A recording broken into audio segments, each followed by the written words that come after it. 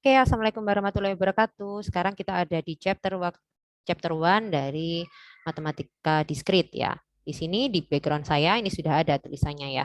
Nah, ini dia. Basic set theory di mana kita akan belajar mengenai teori dasar himpunan gitu ya. Nah, sebelumnya saya share screen dulu ya. Untuk satu semester ini kita akan belajar dengan buku yang sudah saya berikan di dalam Sipejar ataupun di Google Classroom ya.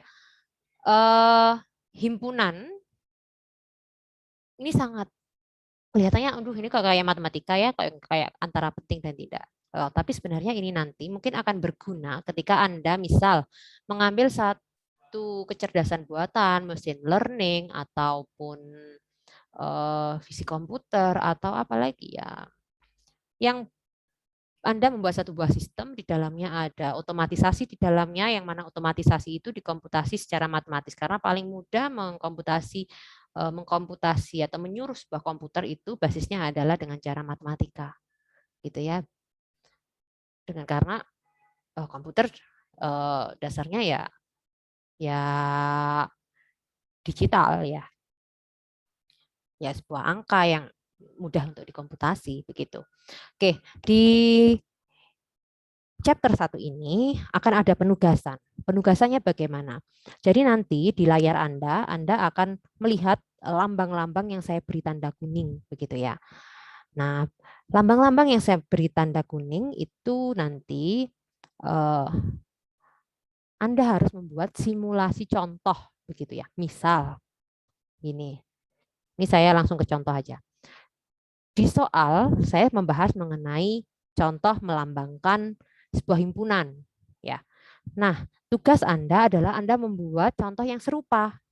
Contohnya misalnya kalau ini sudah apple, tomato, orange, ya coba yang ganti yang lain, misalnya angka 1, 2, 3 atau apa ya, yang serupa gitu. Kemudian Anda tuliskan di dalam Microsoft Word, dan setelah Anda buat di dalam Microsoft Word, semua yang sudah saya tandai kuning itu dikumpulkan dalam setiap minggunya, begitu. Jadi sangat penting Anda untuk memperhatikan pemaparan saya, apa saja yang ditandai kuning untuk dijadikan contoh soal, gitu ya. Maka indikator penilaiannya adalah sejumlah itu tadi, betul atau tidaknya, dan kelengkapan indikator yang Anda kumpulkan. Begitu ya, semoga bisa dipahami. Oke, di chapter 1 ini kita akan membahas mengenai dasar dari sebuah himpunan.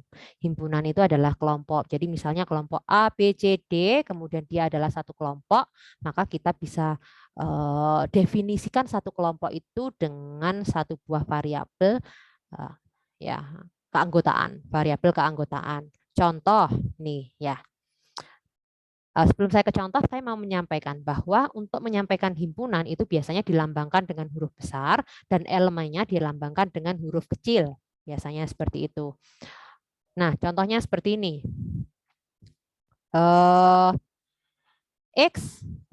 Asumsikan X itu terdiri dari apel, tomat, dan jeruk.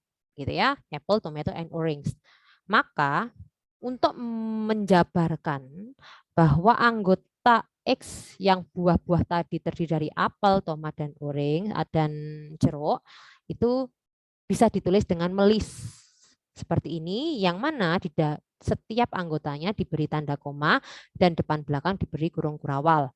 Kemudian untuk melambangkan anggotanya, gitu ya. Berarti misalnya contohnya jeruk adalah himpunan bagian dari X, adalah anggota dari X, maka dilambangkan dengan seperti apa ini ya, seperti garpu begitu ya. Tapi kalau dia bukan anggota dari X atau bukan anggota himpunan bagian dari X, maka diberi garis red gini. Gitu ya, semoga bisa dipahami. Nah, ketika Anda misalnya diminta untuk kira-kira himpunan ini himpunan apa? Contohnya, kita punya 1, 2, 1, 4, dan 2. Ini himpunan apa? Nah, Anda bisa sekreatif mungkin berinovasi. Gitu ya. Contoh, saya buat jajaran angka dari 1 sampai 10. Berarti ini adalah X ini adalah 10 bilangan asli. Maka 1, 2, 1, dan 4 ini adalah anggota himpunan dari 10 bilangan asli pertama. Atau Anda juga bisa bilang dia adalah anggota integer antara 0 sampai 11. Itu juga boleh. Gitu ya. Nah, di sini ada yang perlu dipahami. Ada satu buah himpunan yang tidak punya anggota sama sekali, nggak pelaku. Kita sebut sebagai empty set atau null set kalau bahasa Inggrisnya. Ada juga yang kita bilang ini singleton atau cuma punya satu elemen saja. Begitu ya. Nah, untuk merepresentasikan anggotanya ini banyak, tidak banyak, hanya satu atau beberapa, kita punya beberapa cara. Cara yang pertama adalah meli semua anggotanya. Contoh, X sama dengan 246,8,10. Itu contohnya. Untuk meli semua elemen. Atau kita juga bisa menggunakan prediktif notasi atau notasi prediktif. Notasi prediktif itu ya kriteria predikatnya itu apa? Misal, X itu adalah bilangan integer genap. Itu predikatnya adalah integer genap ya.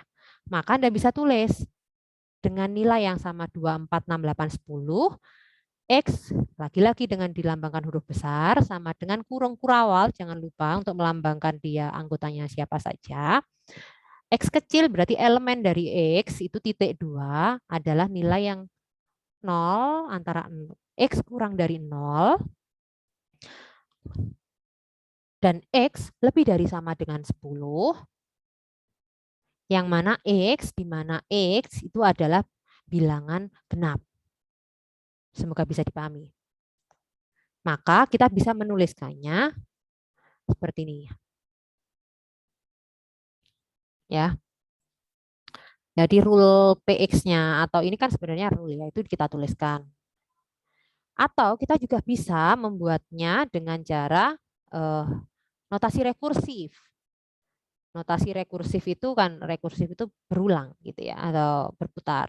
Misalnya X anggota himpunan X memiliki anggota adalah bilangan genap yang lebih dari 3. Gitu ya. Dan nanti dispesifikan. Misalnya 4 itu adalah himpunan dari X. Kemudian jika X adalah himpunan anggota X, maka X plus 2-nya itu adalah himpunan dari X. Atau dengan cara yang lain gitu ya. Nah, maka buat contoh untuk setiap penulisan gitu ya, penulisan. Selanjutnya, ini kalau kita juga bisa bilang ada superset dan subset. Oke, superset dan subset. Kalau kita berbicara misalnya X, ini kita punya nih nilai. X itu hanya 1, nilainya sama dengan 1. Y itu nilainya 1 dan 2. Maka karena tadi kan 1 itu ada di dalamnya ya. Jadi kita cari aja ya. Mungkin lebih enak kalau kita menggunakan subset. Mungkin lebih enak kalau pakai gambar. Nah, kayak ginilah. Nah, ini subset ya. Berarti sesuatu yang ada di dalam itu kita sebut dengan subset. Melambangkannya akan semacam ini. Kalau dia bukan subset, kita beli coret gitu ya untuk melambangkan dia bukan subset. Superset itu kebalikannya ya. Berarti kalau A ini tadi subsetnya, B ini adalah supersetnya. Melambangkannya ya dibalik. Nah, ketika ada dua himpunan, maka kemungkinan selain dia superset atau subset, ada juga yang modelnya adalah union, gabungan. Gitu ya. Lambangnya adalah U, gabung U, ya. Sementara intersection atau irisan dilambangkan dengan kebalikannya, N. Ini ya. Union and intersection. Nah, saya lebih cepat nyontohkannya lewat gambar saja. Nah, kayak gini ya.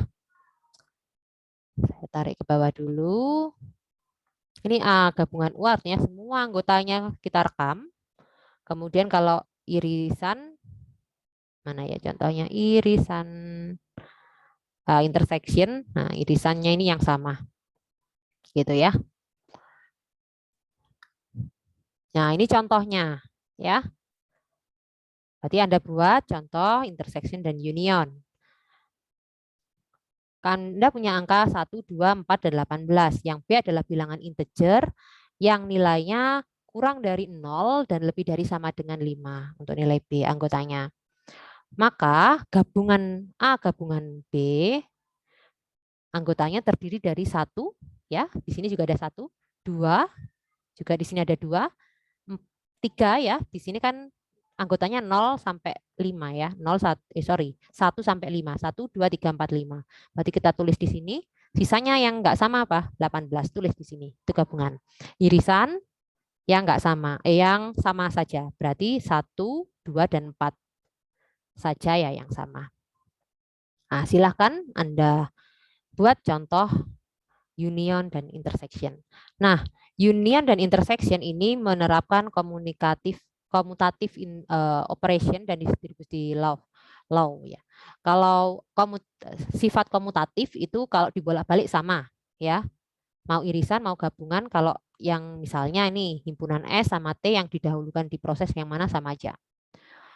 Kalau distributive law, distributif ya, sifat distributif itu yang penting ini digabung ya. R digabung dengan S, R digabung dengan T, kurung-kurung gini. R gabung dengan S ini sifatnya kalau yang di luar gabungan berarti ya gabung ya. Nanti yang di luar irisan. Kayak ditukar. Nah, silahkan buat contohnya seperti apa. Selanjutnya. Nah, ini komplement. Ini kalau komplement seperti ini.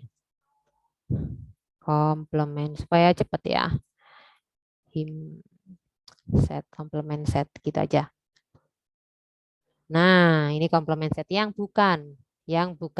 Jadi kalau ini A, komplemennya tidak ada di luar gitu ya. Nah, maka kita menggambarkannya dengan menambahkan lambangnya komplement C seperti bentuk pangkat. Nah, sifatnya menerapkan sifat De Morgan. Ini ada banyak, tapi yang saya tonjolkan ini adalah De Morgan Laws-nya. Di mana kalau misalnya ada dua himpunan S dan T, gabungan dari komplement dari gabungan S dan T, himpunan S dan T itu akan sama dengan komplement dari himpunan S yang diiris dengan komplement dari himpunan T, S dan T. Itu ya. Begitu juga dengan irisan. Kalau irisan berarti dibalik U-nya. Jadi gabungan. Nah, buat contohnya. Selanjutnya ada gabungan atau kombinasi, atau tapi bahasa Inggrisnya bilangnya order pair, kombinasi ya. Jadi misalnya nih, kalau kita punya X sama dengan ABC, Y sama dengan 1, 2, 3, setiap anggotanya itu dikoppelkan satu sama lain. Contohnya, ini A dengan 1, A dengan 2, A dengan 3, A dengan 4, B dengan 1 sampai 4 lagi, C dengan 1 sampai dengan 4 seperti ini. Itu cara melambangkannya, dilambangkan dengan simbol kali, cross ya. Ini untuk melambangkan keanggotaannya itu ada beberapa cara gitu ya. Yang pertama, kita dengan cara menjabarkan anggotanya seperti biasa tadi, di list semuanya, atau menggunakan pemodelan Euclideans atau apa? Model Euclideans. Jadi gini, dibentuk dengan R kuadrat gitu ya, misalnya R kuadrat, atau ini adalah bilangan R kali R, artinya ya nilainya ini di R kan, di order pair itu bahasa Indonesianya apa ya, saya kok lupa ya, pokoknya kayak dikombinasi gitu ya, setiap himpunan anggota antara satu dengan yang lain direlasikan. Nah, kalau empty set Nah, itu akan seperti ini. Ini yang berlaku ya. Maka kalau empty set di-crosskan dengan Y atau di-order pairkan dengan Y, itu akan sama dengan X yang di-crosskan dengan X. Itu maka nilainya adalah empty set. Gitu ya. Ya, logikanya nih ya. Kalau X kamu kopelkan dengan yang enggak ada, ya berarti kan nggak akan ada ketemu nilainya ini ya. Kan pasti nol kan? Kalau di sini nol ya kanan kiri nol ya empty lah. Semacam itu. Nah, kita juga bisa nih menggambarkan relasi tadi dalam bentuk representasi pictorial. Jadi direlasikan setelah di list tadi ya, misalnya di list dibentuk misalnya R sama dengan A cross A, artinya A dikombinasi dengan A. Order pair kan. Maka nah ini A dengan A titik itu sendiri, A dengan B dipanah ke sana. Ini relasinya diberi panah ya, B dengan C ke sana. Terus misalnya B dengan D dan seterusnya. Artinya semua anggotanya dikombinasi. Kalau misalnya A dengan A saja, B dengan B saja, berarti kan titik, titik, titik. Kemudian kombinasinya yang kemana? Oh, ada A ke B. A ke B, A ke C, berarti ke panah sini, B ke C. Nah, atau yang A dengan A saja, B dengan B saja, C dengan C saja, gambarnya akan seperti ini. Nah, buat contohnya dengan contoh yang lain. Contoh lain, misalnya seperti ini. A, B, semacam ini, maka relasi. Jadi merepresentasikan relasi tadi. Nah, misalnya seperti ini A, 1, A. Berarti yang himpunan A sama himpunan B, ini Anda buat himpunannya, kemudian dipanah bentuk relasinya seperti apa.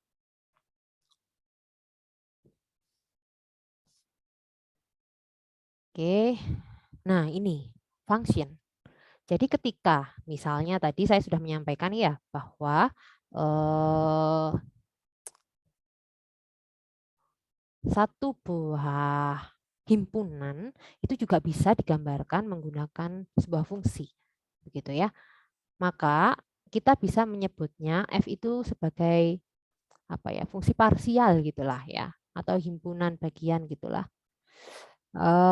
Misalnya ada X, F ini disebut sebagai sebuah parsial fungsi dari X ke Y, maka fungsi parsialnya tadi misalnya bisa dituliskan dengan F titik 2 gitu ya. X yang menunjukkan himpunan X dipanahkan ke Y. Artinya parsial fungsinya X itu merujuk dari X ke Y. Jadi kayak tadi misalnya, saya punya nilai 1 saja.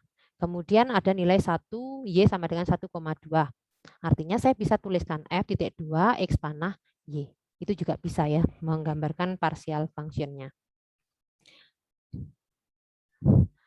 Atau kita juga bisa membuatnya kalau dia bentuk singleton ya. Singleton artinya nilainya ya hanya 1. Nah, maka kita bisa nuliskan fungsi fx sama dengan y. Nah, ini berarti nilainya singleton, outputnya itu hanya 1. Jadi dibentuk sebuah persamaan, begitu juga boleh.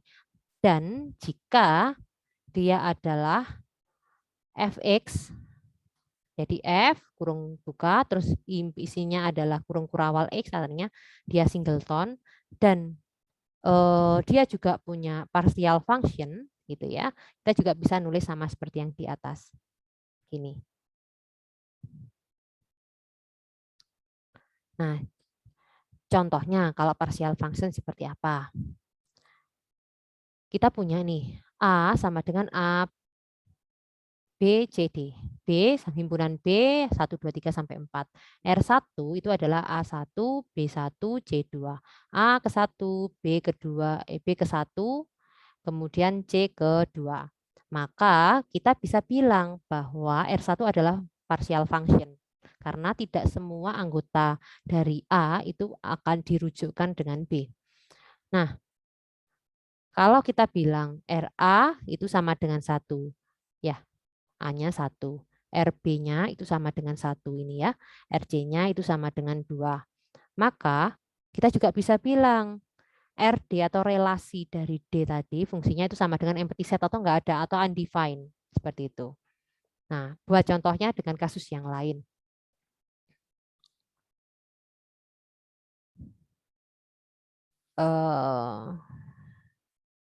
Sebentar ya.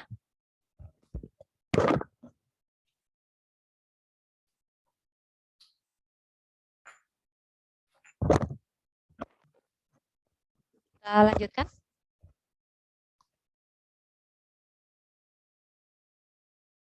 Nah, kita juga bisa nih, ini yang biasa sering kita temukan di dalam persamaan-persamaan begitu ya. Kita bisa merepresentasikan satu buah persamaan jika maka itu dengan persamaan yang semacam ini. Misalnya outputnya GY itu akan sama dengan Y jika Y adalah elemen dari X. Atau jika bukan, maka nilainya adalah A. Misalnya seperti itu.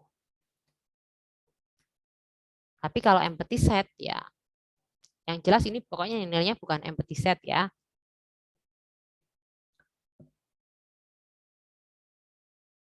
Nah ini kalau if then ya, jika begini maka begini. Saya pikir ini sudah sering Anda terapkan di dasar pemrograman kalau yang pemodelan yang if else seperti itu. Nah, ini yang fungsi komposisi gitu ya. Nah, ini saya tulis gini aja deh.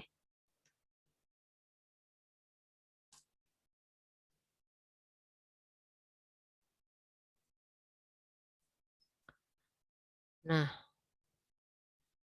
ini ya. Jika X, kemudian itu nilainya adalah GX dan Y, itu nilainya adalah FU gitu misalnya, maka kita bisa menotasikan F bunderan kecil G. Gitu ya, artinya ada relasi gitulah. Misalnya seperti ini contohnya. Fx sama dengan 2x kuadrat plus 3. Kemudian Gx sama dengan 4x pangkat 3 plus 1. Yang mana nilai ini nanti akan dimasukkan ke persamaan ini. Yang dimaksud X di sini itu. Berarti kita juga bisa buat memasukkannya gitu ya. Nah, kayak gini, 4x pangkat 3 plus 1 dijadikan sebagai X yang ada di sini. Nah, berarti 2, ini persamaan yang Gx-nya tadi, kuadrat, seperti yang di sini, plus 3. Nah, ini fungsi komposisi. Itu yang dimaksud ya. Jadi ada relasi antara fungsi satu dengan fungsi yang lain yang dirumuskan dalam rule yang berbeda. Nah, maka buat contohnya. Nah, ini. Yang penting juga adalah bagaimana Anda membuat ekuivalensi relasi. Ekuivalensi relasi itu bagaimana sih sebenarnya? Misal, ini saya punya nih nilai ya. Sebuah list 0 itu anggotanya adalah min 15, 10, min 5, 0, 5, 10. Nah, mengekuivalensikan kelas tadi daripada dituliskan nilainya akan mungkin lebih bagus disimbolkan gitu ya. Disimbolkan. Kalau ditulis tulisan angka itu kayaknya kurang keren gitu biasanya kalau di dalam membuat paper dan sebagainya. Maka kita bisa buat dengan cara mengekuivalensikan kelas tadi. Contoh, oh ini kayaknya kelipatan dari n ya, di mana n itu sama dengan 5 deh kayaknya. Nah, berarti kita bisa buat nih min 3n, min 2n, min n, 0, n, 2 kali n. Artinya di kelipatannya. Gitu ya, kelipatan berapa. Seperti itu contohnya untuk proses ekuivalensi kelas. Nah, coba buat ekuivalensi kelas yang lain. Saya pikir itu ya yang harus Anda buat contoh-contoh soal yang menyerupai dengan yang saya sampaikan. Saya ingatkan kembali untuk membuat contoh soal yang sama persis dengan yang saya tandai, ya, karena itu menjadi indikator penilaian untuk tugas pertama. Saya pikir cukup, saya akhiri. Gampang bukan? Kita ada di kelas matematika diskrit. Nah, jangan lupa untuk mengerjakan. Saya akhiri. Assalamualaikum warahmatullahi wabarakatuh.